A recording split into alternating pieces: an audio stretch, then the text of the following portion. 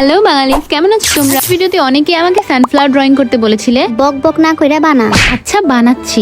Sunflower বানানোর এত সহজ পদ্ধতি আজকে তোমাদের সাথে শেয়ার করব, যেটা 5 বছরের বাচ্চাও করতে পারে। প্রথমে 2টা সার্কেল নিয়ে নিব এবং তারপর এইভাবে দাগ কেটে নিব চারপাশে। তারপরে সেই দাগের সাথে মিলিয়ে মিলিয়ে অনেকগুলো পাপড়ি বানিয়ে নিব। তারপর এই পেন্টিংটা করার জন্য আমি শুধু একটা তুলি ব্যবহার করেছি। তুলিতেই প্রথমে ব্ল্যাক কালার নিয়ে ভেতরের অংশটুকুকে ব্ল্যাক আর ব্রাউন দিয়ে সুন্দরভাবে বানিয়ে নিব। তারপর ফুলের পাপড়িগুলোকে হলুদ কালার করে দিব। হলুদ কালার দিয়ে পাপড়ি কমপ্লিট করার পরে আমি এটার উপর একটু ব্রাউন, রেড আর হোয়াইট কালার দিয়ে ডিটেলিং গুলো করবো। আমি ডিটেলিং শেষ করি, ততক্ষণে তোমরা আমার এই ভিডিওতে লাইক করে দিও আর চ্যানেল নতুন হলে সাবস্ক্রাইব করে দিও। তোমরা তোমাদের ফেভারিট ফ্লাওয়ারের ইমোজি কমেন্টে দিতে ভুলো না। নেক্সট ভিডিওতে কি ড্রয়িং করব বা পেন্টিং করব সেটার আইডিয়া অবশ্যই দিও। লাস্টে ফুলের ডাটি আর পাতা দিয়ে দিলে আমাদের সানফ্লাওয়ার রেডি হয়ে যাবে। মিউজিক।